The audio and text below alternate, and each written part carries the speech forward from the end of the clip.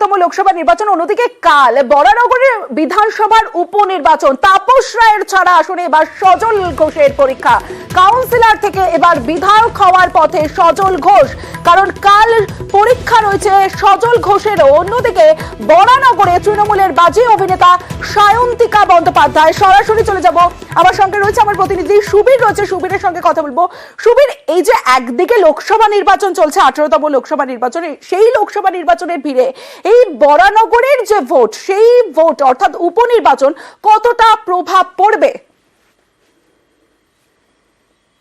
দেখো, লোকসভা নির্বাচনের পাশাপাশি কিন্তু বরানগর বিধানসভার যে উপনির্বাচন যথেষ্টই গুরুত্বপূর্ণ, কারণ 2021 সালে বিধানসভা নির্বাচনে তাপস রায় 36,000 ভোটে তিনি জয়লাভ করেছিলেন এবং তারপরে দেখা যায় যে তাপস রায় তৃণমূল থেকে বিজেপিতে যোগদান করেন এবং তিনি উত্তর কলকাতার প্রার্থী।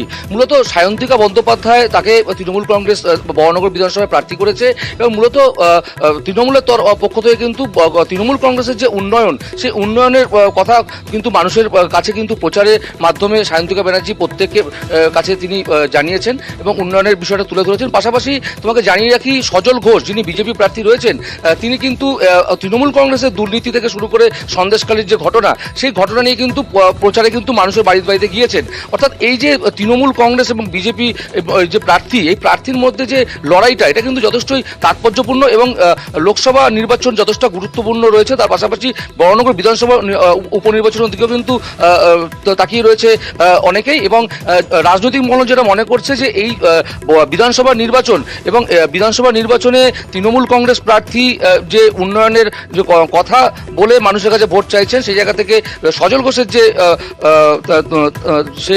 যে দুর্নীতির কথা বলে যে ভোট চাইছেন, এই নিয়ে কিন্তু বিধানসভা উপনির্বাচন কিন্তু আগামী কালে যে নির্বাচন, তার দিকে তাকিয়ে রয়েছে গোটা রাজনৈতিক মহল, এমনটাই বেশ সুবীর, বোঝা যাচ্ছে।